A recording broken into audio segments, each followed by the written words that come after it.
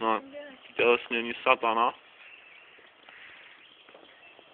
Je to tady.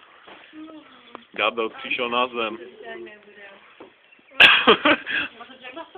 Všichni utíkejte. Přišel Satan. V lidské podobě. Soudný den.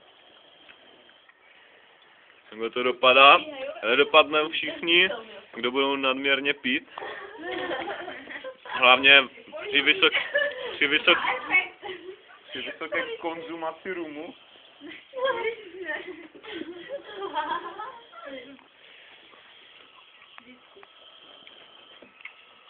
Takže varování pro všechny. Berte si z Marka po naučení. Aspoň v něčem. Když už v ničem, tak aspoň v tomhle.